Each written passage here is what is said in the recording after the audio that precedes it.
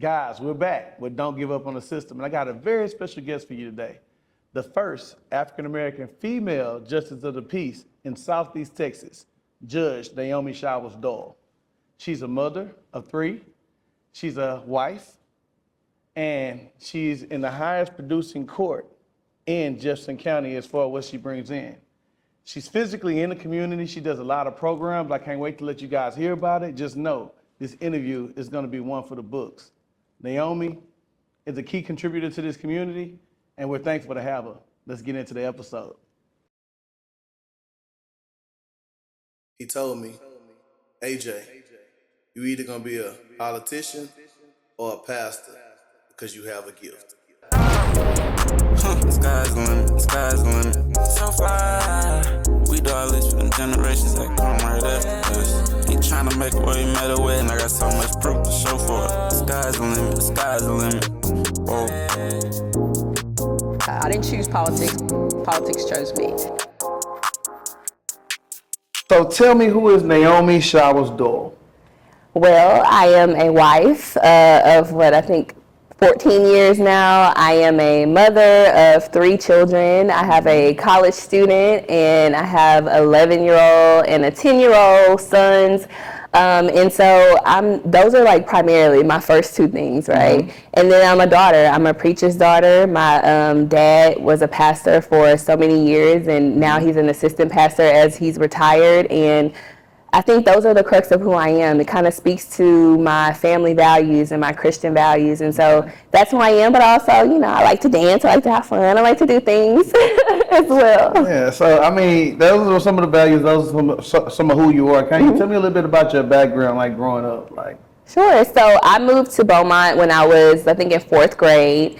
And my parents, they work for the Federal Bureau of Prisons, so we kind of moved around a bit, and then we found our resting spot here in Beaumont. Mm-hmm. And I went to Roy Guest, and I went to Odom, and then I went to Ozan. And so I think those experiences in school I loved high school. Let me just say that. High school was amazing. It was diverse. It was fun. We were on drill team. We had the best time in high school. And then I went on to Lamar, and Lamar was not an extension of Ozan like I thought. So that was a bit of a culture shock for me. It was a bit of a culture shock, but Lamar really equipped me and encouraged me to be who I am today. Some of my experiences there, and so that just kind of being a product of our public school system, the public university system. Those things have not only made me who I am, but it also gives me a great appreciation for those systems as well. Man, but it's something you stated before we dive into the next question that resonated with me.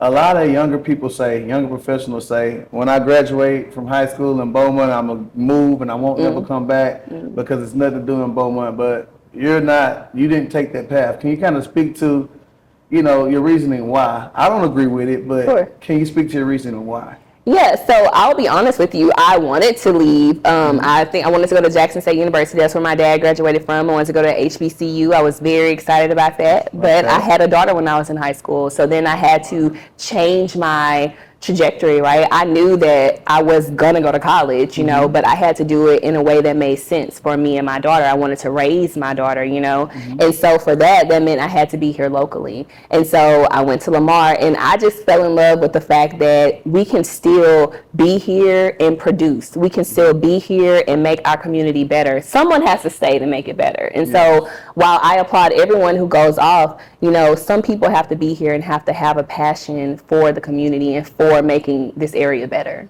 Yeah, I agree. If you take everybody out that's talented, educated, what you have left. So I definitely agree with that, and I'm happy you did stay in Beaumont because I think you're doing a great job in what you're doing. Thank you. So growing up or living in Beaumont, what moments or influence did you have that shaped the path, that shaped most of your paths?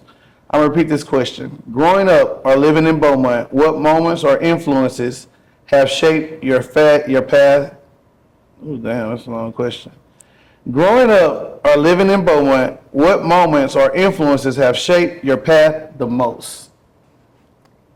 Honestly, it would probably be my experiences in high school. So going to Ozan and being around such for me, it was just culture, right? And it was experiences. And my dad went to an HBCU, so those were things I was accustomed to: bands, football, all that. And so that made high school fun. Okay. But it also showed me what it is for community within our cultural subgroup, right? And what it's like when we come together and we celebrate together and we achieve together. That was important because when I went off to Lamar and it was so different, I had to remember, okay, but still, there's community here, right? And this is different community, they're different cultural subgroups, but we can still be as one, and we can still achieve, and we can still do more. And so I think having such stark experiences from high school to college, and then being exposed to everything I was exposed to in college, I think those things really broadened my horizon. So it gave me a lot of pride in who I am.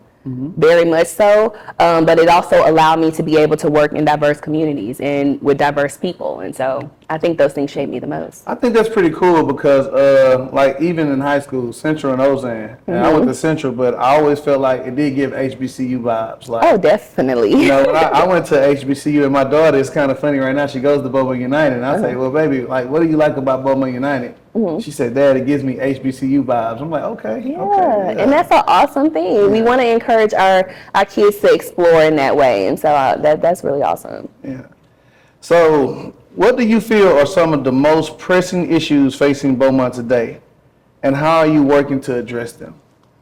Yeah, I was saying this kind of is a theme of what I previously said. I think some of the division, right? I think there's a lot of division in our community, and division breeds chaos. It breeds corruption. It breeds all kind of poor and negative things, right? And so I think that we have to figure out how we can still be proud of who we are, but work together with others, right? That's the only way that we can achieve anything, is if we work together. We can't by ourselves in a silo do this thing. We can't get better. There's no way for our community to get better if we're all trying to do things on our own and not collaborate. And so while we have a lot of work to do within each cultural subgroup that exists, we have to learn how to work together. And I think that the division and some of these narratives that are being pushed from the national level on down to break us up, that's not what this community is. This community does not have to be that, right? This community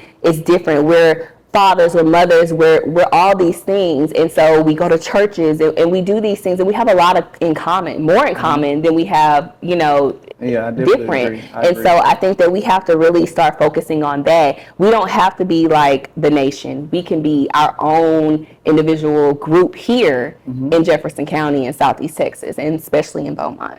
I think one of the hardest things is, though, when you're leading groups or leading people, if that culture isn't ready to change or go in that direction, like some of the ways you kind of can get out there and lead and show with actions to kind of shape that culture that you want to see. Right, for sure. So I think I believe this, everyone is not going to get on board, but someone has to take the torch and go forward. People will catch up eventually, right? And so I will say, to answer the second part of the question, how have I been doing it? I think I do that in the way that I show up in the community, right? My precinct is North and West Beaumont. Very different sides of town, but very similar in a lot of ways. We have kids that go to school. We care about education. We care about the roads. We care about the same things. Just because some parts look different than the other does not mean that we don't have similar cares. And so you have to show up in all aspects of the community. And I feel like that's something that's been important to me, not just to have programs in the West End, but to have programs in the North End, so that all my constituents can see that I'm here for everyone, which is what I believe a judge is supposed to do, right? We're supposed to be impartial. We should carry that out into the community. And so that means a lot to me. And I think that taking that torch and being the person to go forward with that, hopefully others catch up, And so that's kind of how I do that. So, Judge, I'm going to pull on you a little bit, because a lot of elected officials, specifically ones in higher positions where they're paid salaries, they tend to go to work, and sometimes you don't see that community effort, that effort to build that trust where people actually trust you and want to get behind you and support you. Man, you touched on some of these things, but I want you to be specific about what are some of these things. And I know some because I showed up and supported you, but I think it's important for everyone to know. Sure. What are some of these specific things you physically get out there and do, like some of your projects? Yeah, absolutely. So one of the things that we do is, and probably the thing I'm most proud of is our Judicial Academy, which is an internship and mentorship program. And it's for high school students to come in. They come in once a month. They get to observe court. They get to go over case law. We get to discuss the cases that they hear. They get to have mock trials, presentations, all those things. Then they get to be mentored by people in the legal system, criminal justice system. We have the sheriff, we've had the DA, we've had higher court judges come, and they get to have 2 hours on a Saturday where they can just sit down and talk to these people. Now these people are a part of their network. Now you can get recommendation letters from them. You know, I have students who are in college right now based off of recommendation letters from the Judicial Academy. Wow. And so we know that it works, and statistics have shown us that in order for our youth to be productive members of society, we have to deter them from the criminal justice system. So this is just one way that we do that. And so that's something geared toward the youth, but we also have our Precinct 1 Day of Service, which is an annual community service project where I go out with my constituents and we Hold on, Judge. Say that one more time. I go out with my constituents and we serve, whether it's a trash pickup, whether it's us going to the community food bank, or if it's us doing Meals on Wheels. We work together because I think it's important. You know, if someone was to ask me, am I a politician, I would counter with, I'm a public servant, called for such a time as this to serve the people. Well, how can I serve if you don't see me? How can I serve if I'm not with you? Right? And so those things are super important to me. And so that's one of them. And then our Resilience Summit, it's an annual project that we do where we bring whatever the community needs are at that moment, we bring this summit and we address those with real resources, not just speaking and talking, but actually real resources. People can leave with tangible things, whether it's workforce opportunities, whether it's mental health resources, leaving with real things, because we know that these are community needs because I'm in the community. And I think that's the only way that we can address the needs that exist is if we're there and if we're present and if we're engaged with our community. And so for me, it's a no-brainer, right? If I say I'm a public servant, that's what I have to do. And so I couldn't do it any other way, to be honest. I couldn't sit in the office all day because that's not what I've been called to do. I'm going to do the job, but we're also going to do more for the people. And that leads into me this statement, because I always say this. Everyone who comes to me and say, well, AJ, will you support me if I run for this? What advice would you give me? And I always say, how can you represent a community if you aren't physically in that community? So how can you build the trust in those constituents to really support you if you're not physically in that community doing things daily to try to improve it? So much respect, Judge. Much respect. Thanks.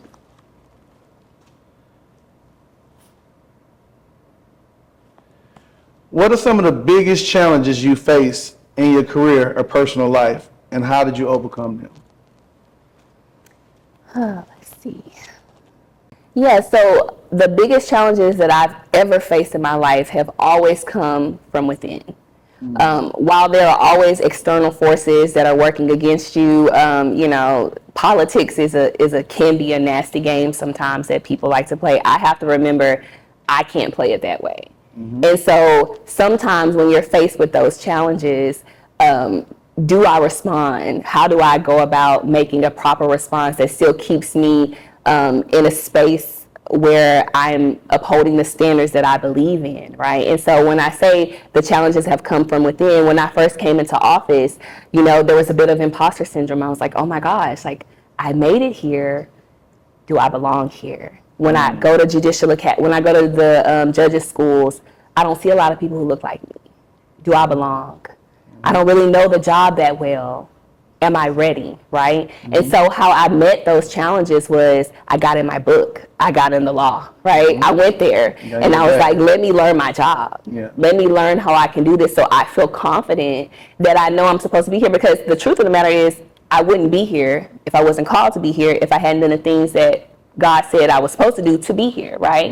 And so having that confidence, you know, that I didn't just get here by myself, that's number one, but also study to show yourself approved, right? So I got into my job and I figured out this is what the law says. These are the things that I can do. How can I learn this as fast as I can? And I've always been that way, right? I've always been like let me get in, let me absorb the knowledge as quickly as possible so that I can do the job to the best of my ability. And so once I got past that was an internal thing. That wasn't anybody else telling me, oh, you're not supposed to be here. That was a am I? Me questioning myself, right? And so once we got past that, it all became so much easier because, I know, and if I don't know, I'm never afraid to ask. I'm never afraid to go look it up myself. I have no problem with that. And so I think that the biggest challenges always, to me, come from within, because I don't let what other people do affect how I'm going to do the things I've been called to do, right? Because if my calling came from up above, I can't let people right here,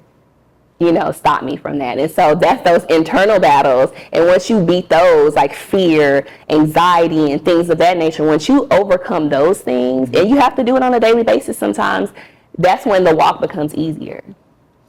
And that's key that you actually said the job. A lot of people don't understand what a justice of the peace does. Can you kind of touch on the job? Like, what are some things that you do in your day-to-day operation? Yeah, so most generally, a justice of the peace is a judge of the justice courts. The justice courts handles cases, civil claims up to $20,000. So that could be small disputes between people, businesses, or it could be between attorneys. Say it's a car accident or whatever. As long as it meets the $20,000 threshold, we hear those type of cases. We hear debt claim cases where credit card companies are filing because somebody didn't pay their credit card. We also hear criminal cases, Class C misdemeanors that are fine only, right? So you can't go to jail off of an offense. Usually these are speeding tickets from DPS or the sheriff's office or things of that nature, right? We hear juvenile cases also that are Class C misdemeanors. So I'll get some of the fighting cases or disorderly conducts from the schools. We also perform inquests where we go out and we determine the cause and manner of death for someone in the community. We do magistration where we do jail arraignments.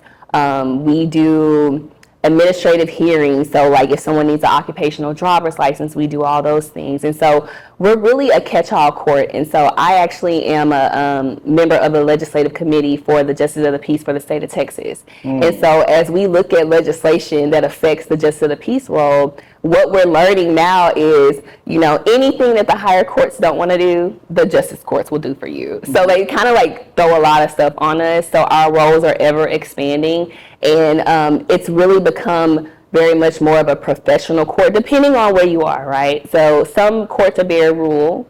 So they hear a bunch of, they might not have a lot of evictions, but they may have, and that's another thing that we do is evictions in those courts.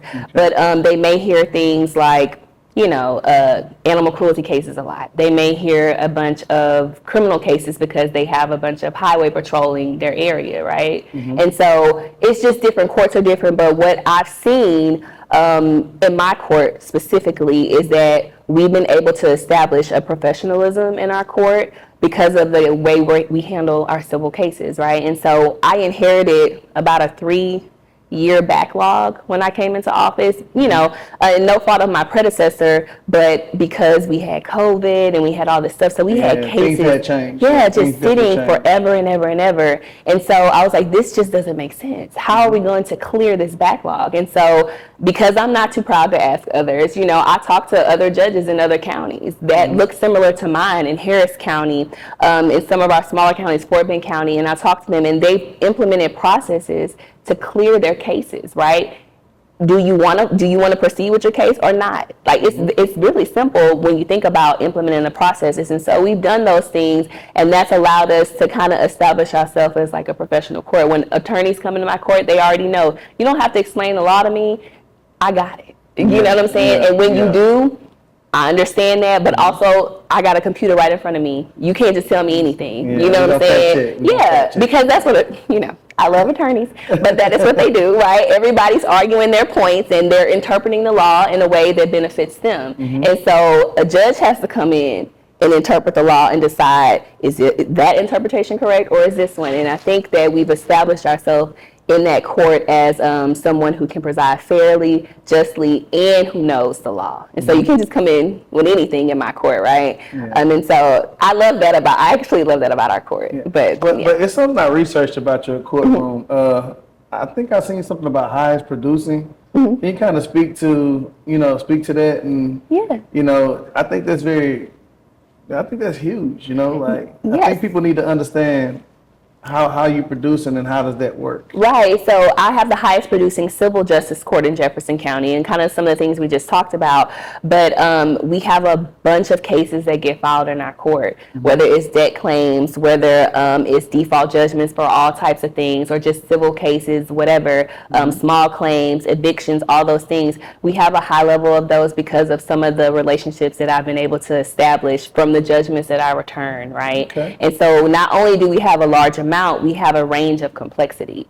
So while some days I may just hear, Jimmy and Bob fussing over the fact that the tree fell on the fence and who should be paying for it, some days I hear tort cases, right? Some days I hear car crash cases where there's 2 attorneys and there's 20 motions that we have to review before court even starts, right? And we're able to do that because of the precedents that we've set since I've, been in office. And so I think that it's great that I have the highest producing civil court, but I also want to talk about how our courts are unique, right?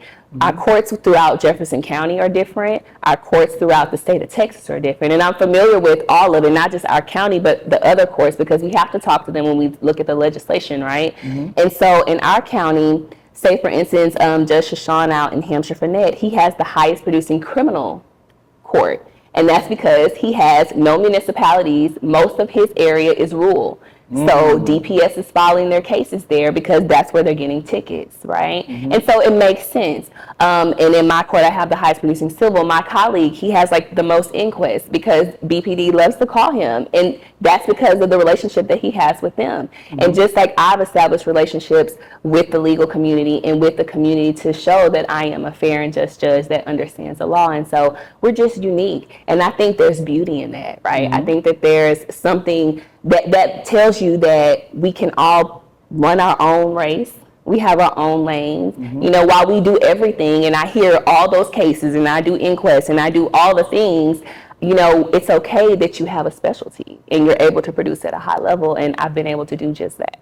Well, congratulations. I think that's pretty cool, man. I think it's important that, our young queens watching and people that are watching understand what you do and at the level that you do it at. And that you can be different. You can. There's nothing wrong with being different.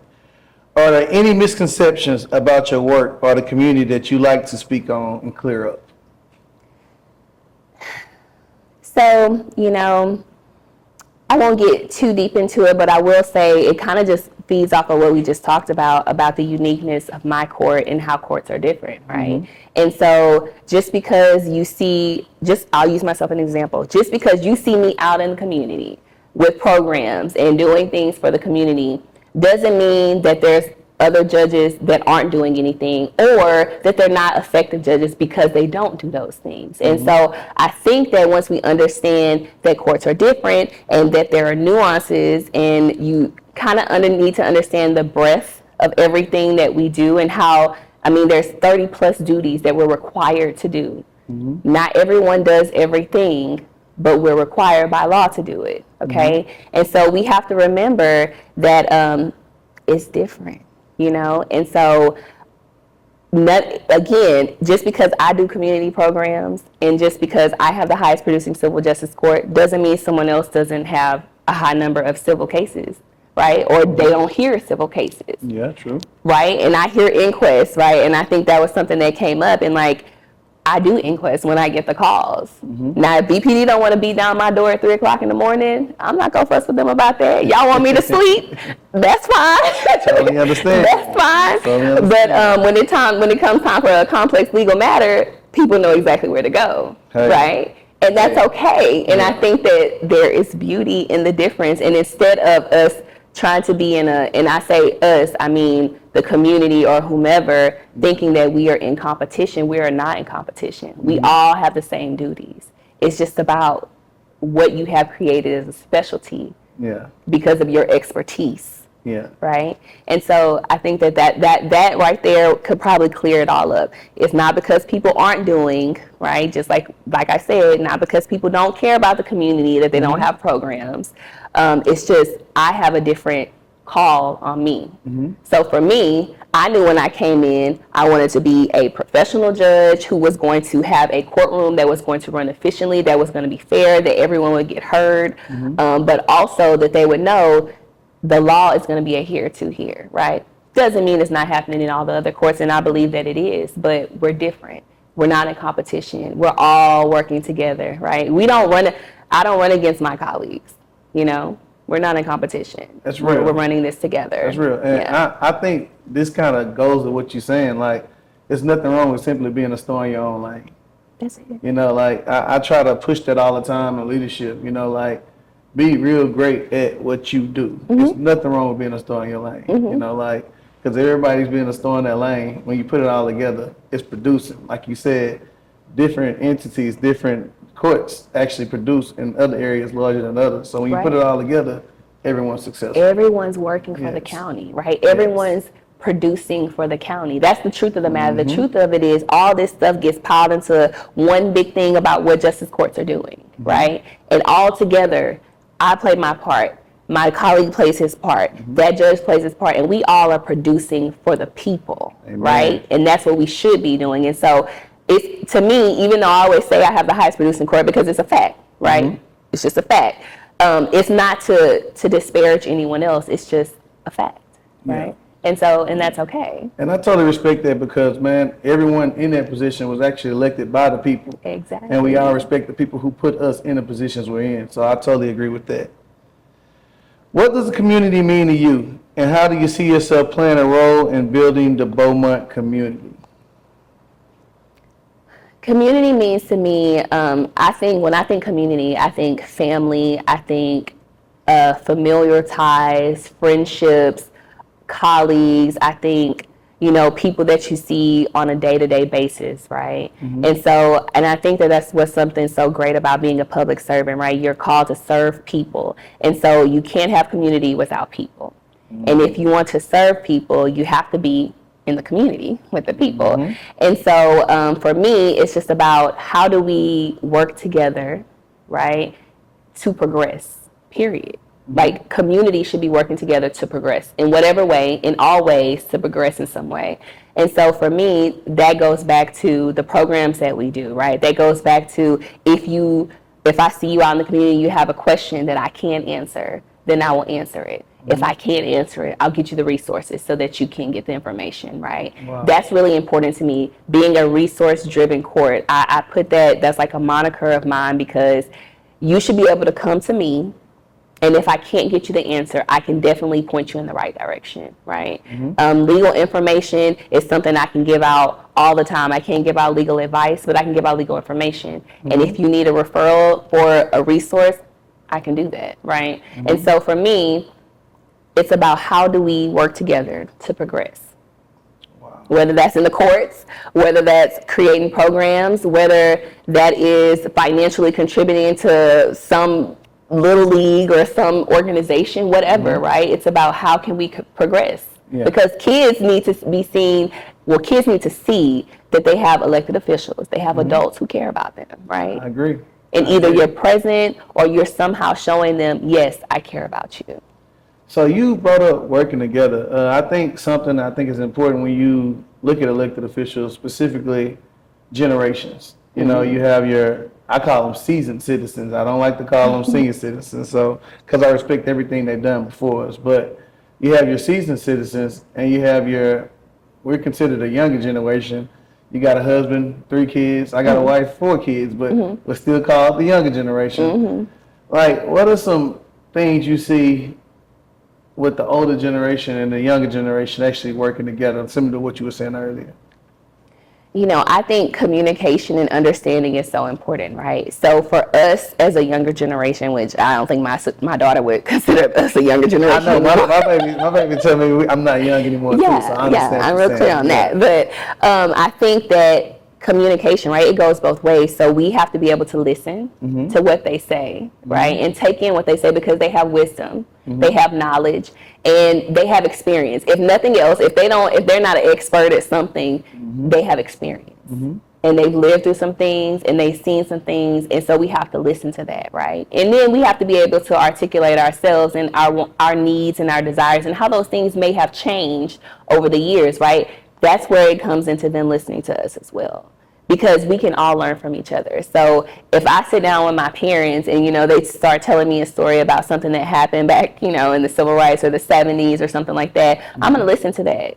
And I'm going to apply that to some of the things that I've experienced. And then I'm going to say, well, here are some things, how things have changed. Tell me, how you think I can use what you just said to help better us in this way.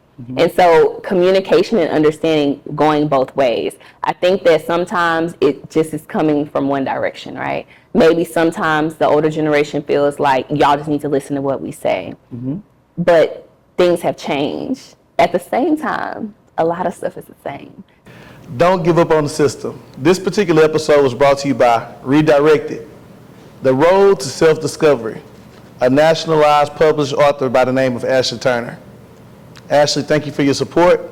I encourage you girls to go out and buy the book, Redirected, The Road to Self-Discovery. Can you share a specific moment or project that you are most proud of, and why is it so impactful for you? Yeah, and I spoke a little bit about this earlier, but I would definitely say the Judicial Academy, the internship and mentorship program that we established when I first got into office. I knew that I wanted to put a mentorship program together just because that is what changed the trajectory of my life. I did an internship at the Texas House of Representatives in grad school, and I worked with a freshman legislator, and I saw him fight for his constituents, right? And I said to myself, oh my gosh, this is amazing. And I got to see how the laws were made, and I got to do all the things. And so that just put a fire under me. That internship program put a fire under me, but also his mentorship, right? What it means to fight for your district and fight for your constituents. And then when I became the elections manager under the county clerk at the time, Ms. Carolyn Guidry, she was a great mentor for me because, again, I saw her use an administrative office and use it to fight for her community, right? Doing more than what the job required to fight for the community. And so being mentored by people in elected official positions and in those capacities really impacted my life tremendously. And so I wanted to provide that for the next generation. And so that's kind of the iteration and how the Judicial Academy came about. And so, again, what we do is we bring the kids in once a month, and we're in collaboration with the school districts. BISD buses the kids to my courtroom, and they're able to come and they sit down through a court setting, and so they hear the cases. We talk about the laws that are being impacted, and then I ask them their opinion, right? Because like we said earlier, I want to hear from their generation and tell me your perspective, right? Because not everything is just the law in my court. Some things require discretion, which is why you have a judge, right? And so we have those moments where we can just have a conversation about the law, and we can do presentations, and they can do mock trials, and they can be the judge or they can be an attorney, and they have those experiences, right? And they have someone who's willing to sit down and just have a conversation. How was school this week? What's challenging you this week? How can I help you in whatever way I can help you, right? And then we bring in community people. So we'll bring in, we've had the sheriff speak to them. We've had the DA speak to them. We've had district court judges come. We've had high power attorneys making millions and millions of dollars. Do you know what that means to a child or a student? To see someone making millions and millions of dollars in their profession, come speak to them for 2 hours. I think Attorney James Payne came and he gave $100 away. Like, he asked somebody to come up and speak. Whoever raised their hand, he gave her $100. You think she forgot that? She will never forget that moment. Impactful. Right. And so I know that it creates a lasting impression on these kids. And then I get to follow them, right? I get to see when they ask me for a recommendation letter, and then they get into school and they let me know, or their parents are like, oh yeah, they're doing XYZ and my kid went through your program. Those things mean a lot to me because it means that it works, right? It works, that these impressions, this time that we're taking with them, it matters to them, and somehow, it's one small thing over their vast life, right? But it's one small thing that could really be beneficial to them, or show them something that could change the trajectory of their life. And so that is that's the program I'm most proud of, and I look forward to it every single year. It is like my baby, my pet project, and so I just want to grow it every single year. I want them to have more experiences, like we toured the jail so they could see that. That was interesting because then we ended up having someone, when she graduated, she was able to work at the county jail. They toured the jail. Yeah, and then we'll go sit in other judges' courtrooms, and they get to hear that because, again, our courts are different. And so it's been really great to see them learn and their curiosity grow. And so that is definitely, something I'm most proud of. And so we have Beaumont United kids, we have Westbrook kids, we have Harmony Science kids, early college kids, we have kids from Port Arthur. I had a student who drove from Silsbee to be in the program, and she was there every single day. And so I know that it works. And so I just want to keep doing that. I mean, just seeing their growth has been amazing, and so I'm super proud of that. Man, I really can speak to that because, one of my babies is the youth council. And I started with city council and partnered with Miles Haynes, city liaison staff. And man, we just found out recently that we're going to host the youth council in Beaumont, Texas, the TML, the Texas Municipal League. So all the youth councils around the state of Texas will come to Beaumont. And we'll get the opportunity to host them. So, I mean, just pointing to young people because I remember being young and not really having too many people that took the time out to deal with us. I remember Mayor David Moore came to my middle school, Austin Middle School. He told us that he was going to put a wreck in the North End. You know how people say they're going to do something and it really came to fruition? So they kind of piqued my interest in politics because I was like, well, if I can be in a position to do things that help people, specifically kids, I would love to be in that position. So, I mean, just when he came and told us that, and it actually really happened, because I've heard a lot of things are going to happen and it just never came to fruition. But I think that's pretty cool, man. And I'm glad you're proud of that moment. And please keep going. Yeah, and I think you said something that I think is important. I think when it's important to show not just the younger generation, but everyone that it's different, right? It's different here. We're not the politicians of old. We're here to produce for the community. And so I think that's super important, right? If I say I'm going to do a thing, I'm going to do it. And I remember when I ran in 2020, I had these campaign promises and I had a 90-day action plan. I achieved it in like 80 days. I was serious about that. All my promises, all my platform pieces, I met those. But that's because I looked at the office and I studied it and I said, here are some things that I can do in this office. Here are things that are not being done in our county, but are being done in the state of Texas with other JP offices. And why can't we bring it here? And so I said, I'm going to do those things, and we did them. And so I think it's important to show the community and show the youth, like, it's different. You have politicians who care about you because that's how we get them to vote. We get them to vote by showing them that we're not just here to make false promises. We're here to deliver. And so that, I think you make a great point with that. Yeah, I rock with it. I definitely do. What advice would you give to young people, aspiring professionals looking to make an impact in their communities? I would say do something, right? Do something. There's something that you can do. And don't think that because someone else is already doing it, right, that you can't do it. So if you want to create a Precinct 1 Day of Service community program that looks just like mine, go do it. This is not a competition because we all can help each other.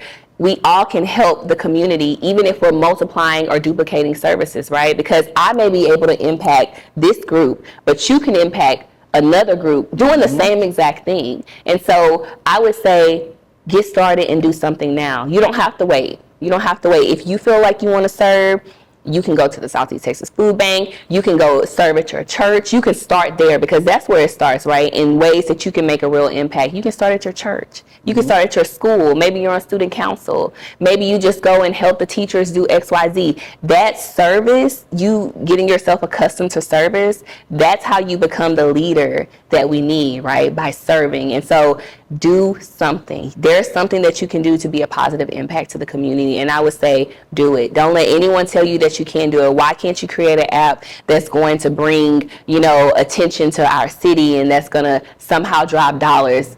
That sounds like something amazing. Well, it sounds like someone else is doing it. But maybe my impact and my reach and my network and my parents and my whatever can make it even better. And then you do that, and now you have collaboration, and now it's bigger, and now you have all these things. And so I would say do something, and don't think that it's always a competition, right? We can all contribute in some way. So do something. That's what I would say. And I think that's deep because I was watching a documentary, and they brought up bread. And when you go on the bread aisle, it's so many different brands of bread, but everyone's actually buying bread. So, just be a store in your own lane. And again, it's nothing wrong with doing more because we need all these programs and all these things in our city. So I agree with you 1,000%. I do. Yeah. The theme of this podcast is don't give up on the system. What's your message to those who might feel discouraged right now or even thinking about giving up or who might not believe in the system? I will tell you that the only way to change the system is to get in the system and to be an active participant in the system, right? If you want to see something different at your in your city, then you have to get involved, right? You have to understand the systems. And I would say you got to get involved, but you also want to understand and learn what the system is, because it's so easy to criticize when you don't know, right? When you don't know how it works, oh, well, why don't they just do X, Y, Z? Well, you don't realize that there's these legal timelines that we have to meet. You don't realize there's this bureaucratic red tape that we have to meet. You don't realize all these obstacles. But if you learn the system, right, and you're like, okay, well, let me get involved in the system. Let me figure out how I can change it. Once you learn it, you can start figuring out ways to streamline it and maybe make it better. But I would say, don't give up on it, because you have to be involved to change it, right? Sitting on the outside, making your post on social media is not going to change it, right? It'll bring some attention, but if you're not going to the booth, if you're not pushing the button for people who mirror the same things that you want, or if you're not running for an office to make those changes, or if you're not helping someone get into office that's going to make those changes, then it's not going to happen, right? And so, oftentimes, like even with the criminal justice system, there's a lot of work that needs to be done, right? A lot of change that has to happen. It's not going to happen if we're not voting and if we're not getting engaged, if we don't have people who want to be attorneys, we don't have people who want to be judges, or we don't have people who want to serve on the jury, right? The jury is so important. And that's, you actually can get paid for that, but more than anything, we need jurors. And you get to decide the fate of people in your community. And so I would say don't give up on it, because the only way we change it is being a part of it, right? And again, I'll tell you this, especially for people, leaders and people who are passionate, and you hold all that stuff because you have the community on your back, right? It's heavy. It's heavy when you have to hold it like that. But you have to remember, someone has to take the torch and move ahead. People will catch up. We have to forge ahead, though. And so to any aspiring leader, to any person who is like community driven, and you see the system and it just aches you because it's not moving the way you want, remember, you can do something, right? You can learn the system, you can participate in the system, and then you can educate others, but you have to move forward. Everybody may not come at the same time, but you got to go. Judge, that was deep. Deep. But necessary, very necessary, because, we started this podcast, we really want to educate people on systems, the judicial system, the DA system, the systems when it comes to local government, city council, school board. I just think people really need to know what we're capable of doing and what our job titles are.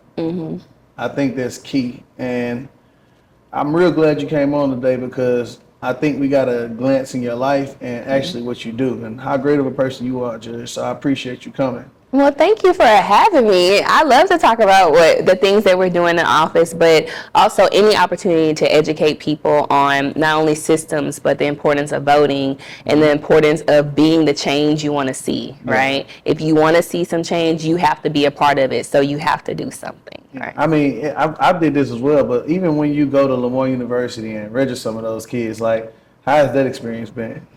It's been very eye-opening, and I'll say that sometimes disheartening, because I'm having communication and conversations with these students, and to hear how many of our young people don't see the importance of voting, don't even care or whatever. And then you share, like I'll share like a real life experience that kind of ties it for them.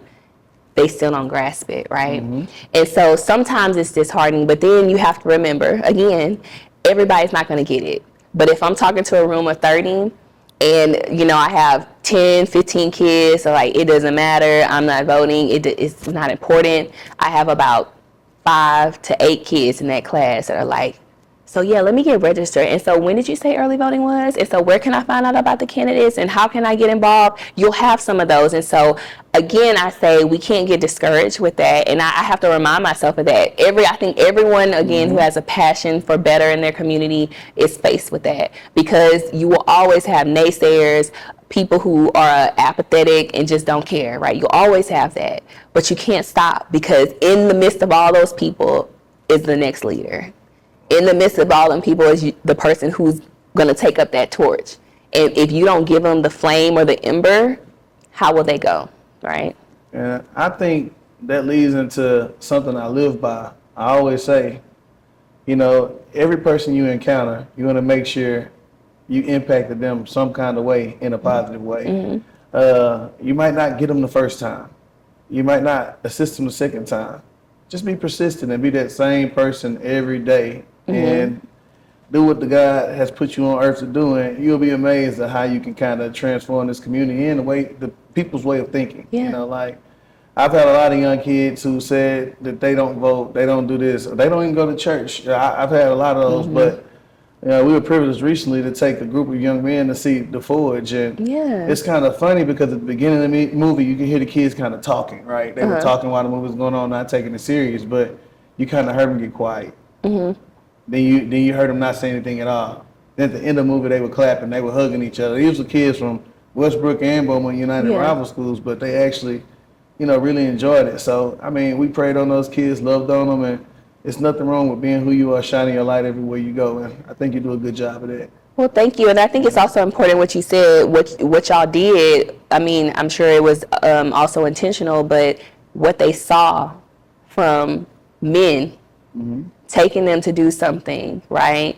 You caring about them, that matters so much. And so to anyone who wants to feel like they have a calling to lead or whatever, you have to understand that your presence makes a difference, right? And so sometimes just you showing up, sometimes I come in and I don't even realize, that I'm making an impact on someone. But me just being there sometimes and saying hello and how are you or whatever, sometimes that makes a positive impact. And so just being present, as you means something, that you care. I agree. Finally, when all is said and done, what do you hope your legacy will be in Beaumont and beyond? You know what? I've been thinking this, and I'll put words on it now, but I think for me, I hope that people see what it means to be a public servant, right? If you leave with nothing else from my time in office, she served the people. I want that to be said of me. She served the people. If that's what can be said of me, that means I've done what I was supposed to do, right? And again, I take purpose above all of this. I was called for a purpose, not for the job, but for a purpose. And the purpose was to serve. And so that is what I want to lead with, and that's what I want to leave with. Wow, man. Well, guys, you had it. We at the end of the interview. I almost don't want to stop. I just want to make up more questions so people can learn more about you. But, man, you're a devoted mother, a great wife to my friend EJ.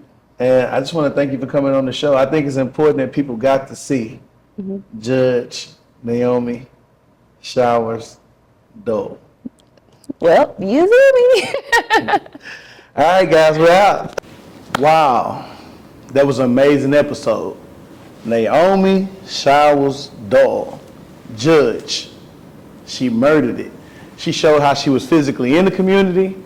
She showed what it takes to be elected official. And she also showed how to be a devoted mother and wife while serving her community. We have many more to come.